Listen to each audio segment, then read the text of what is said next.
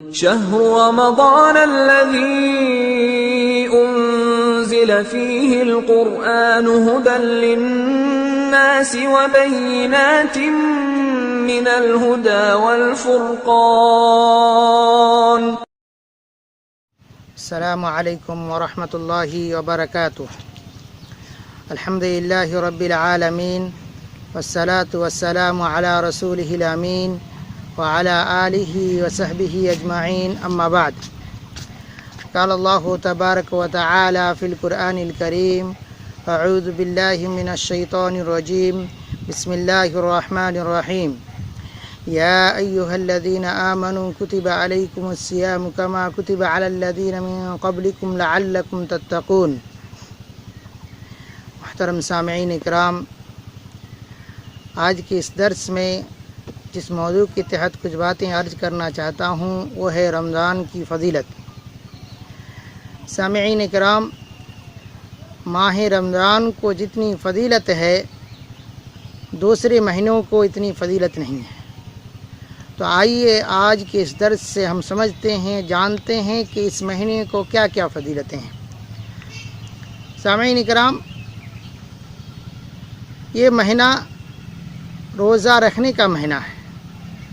اللہ رب العالمین نے مسلمانوں پر اس مہینے میں روزہ کو فرض کیا ہے.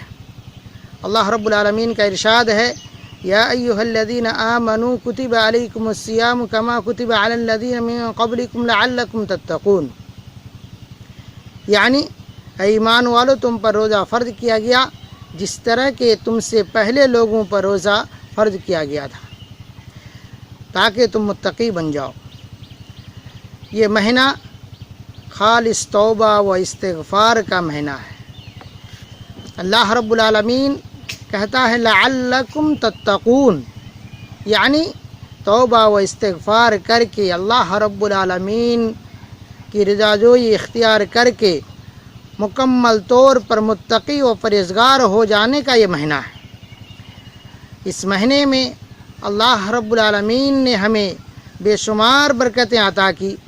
اس میں سے ایک یہ ہے کہ ہم سحری کریں. سحری میں برکت ہے. نبی صلی اللہ علیہ وسلم کا ارشاد ہے: تسحروا فإن فی السحور برکہ.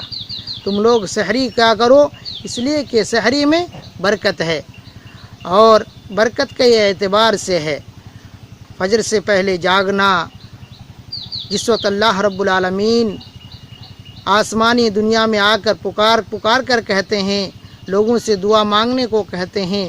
اسی طرح بجماعت نماز پڑھنا، قیام اللیل کرنا. تو ہر اعتبار سے سحری کے وقت اٹھ کر سحری کرنا بہت زیادہ برکت کی بات ہے. یہ مہینہ نزول قرآن کا مہینہ ہے. اللہ رب العالمین نے اس مہینے میں قرآن کو نازل کیا.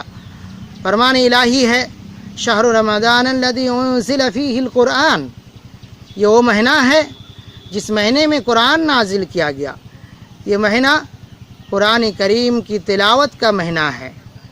نبی محمد رسول اللہ صلی اللہ علیہ وسلم ہر سال رمضان میں ایک مرتبہ قرآن ختم کیا کرتے تھے، اور آخری سال اللہ کے نبی صلی اللہ علیہ وسلم 2 مرتبہ قرآن ختم کیے. یہ مہینہ قیام اللیل کا مہینہ ہے. بہت سارے انسان بلکہ اکثر لوگ دوسرے ایام میں جاگ کر قیام اللیل نہیں کر پاتے ہیں، تہجد نہیں پڑھ پاتے ہیں. لیکن اس مہینے میں جب بجماعت تراویح کی نماز پڑھتے ہیں اور تراویح نماز پڑھ کر اللہ رب العالمین کی خوشنودی حاصل کرنا چاہتے ہیں، تو یہ مہینہ انسان کے لیے بہت ہی زیادہ بابرکت مہینہ ہے. نبی محمد رسول اللہ صلی اللہ علیہ وسلم نے فرمایا: من قام رمضان ایمانا واحتسابا غفر له ما تقدم من ذنبه. جو شخص اس مہینے میں قیام اللیل کرتا ہے، اللہ رب العالمین پر ایمان رکھتے ہوئے اور امید کرتے ہوئے ان کے پچھلے تمام گناہ معاف کر دیے جاتے ہیں. یہ مہینہ دعا قبول ہونے کا مہینہ ہے. اللہ رب العالمین اس مہینے میں بندے کے بے شمار دعا قبول کرتے ہیں. اللہ کے نبی صلی اللہ علیہ وسلم نے ارشاد فرمایا: 3 دعوات مستجابات، دعوت الصائم و دعوت المظلوم و دعوت المسافر. صحیح الجامع للالبانی، اللہ کے نبی صلی اللہ علیہ وسلم نے کہا کہ 3 طرح کی دعا ہیں کہ اللہ تبارک و تعالیٰ اس کو قبول کرتے ہیں۔ صائم کا دعا یعنی روزے دار جب دعا کرتے ہیں، اسی طرح مظلوم جب دعا کرتے ہیں، اور اسی طرح جب مسافر دعا کرتے ہیں، اللہ رب العالمین اس کو قبول کرتے ہیں۔ یہ مہینہ صبر و تحمل کا مہینہ ہے۔ انسان جب روزہ رکھتا ہے اور بھوک پیاس کی حالت میں اپنے گھر میں کھانا پینا رہنے کے باوجود، اپنے گھر میں جائز بیوی رہنے کے باوجود اسے استعمال نہیں کرتا، اس سے فائدہ نہیں اٹھاتا، بلکہ صبر سے کام لیتا ہے، اس لیے یہ مہینہ مکمل طور پر ہمیں صبر و تحمل سکھاتا ہے۔ سامعین کرام، یہ مہینہ انسان کو حسن اخلاق کا پیکر بنا دیتا ہے۔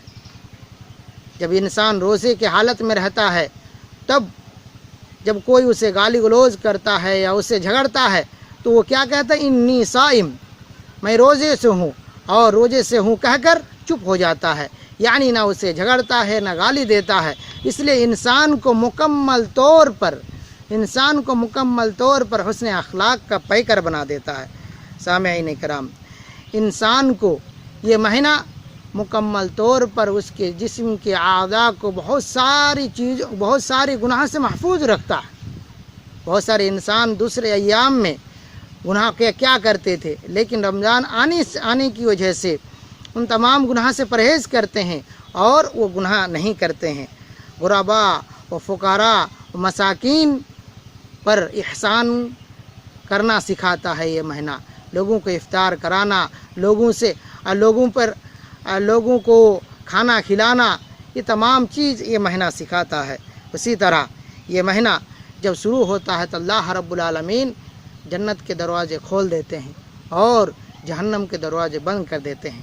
سامعین کرام، اس کے علاوہ بہت بے شمار فوائد ہیں، اس مہینے کے بے شمار فوائد ہیں اور بے شمار فضیلتیں ہیں، لہذا ہمیں چاہیے کہ اس مہینے کی فضیلت کو سمجھیں، اس مہینے کی فضیلت کو جان کر مکمل طور پر اس مہینے میں فائدہ اٹھانے کی کوشش کریں، اور خصوصاً ان ایام میں جس میں اللہ رب العالمین نے ہمیں ایک آزمائش میں ڈالا ہے، ایک بیماری آئی ہے، ان ایام میں ہمیں چاہیے کہ اللہ رب العالمین سے زیادہ قریب ہوں، اللہ رب العالمین سے زیادہ دعا کریں، لیکن ایسا نہ ہو کہ ہم تمام ایسے ایک جگہ جمع ہو کر دعا کریں جس سے یہ بیماری عام ہوتی ہے، اور اسی طرح سرکار کی مخالفت ہوتی ہے، اور لوگ ایک جگہ جمع ہو کر جس سے بیماری پھیلنے کا اندیشہ زیادہ رہتا ہے، تو ایسا نہ کریں، بلکہ اپنے گھروں میں بیٹھ کر اللہ رب العالمین کو بلائیں، اللہ رب العالمین سے دعا کریں،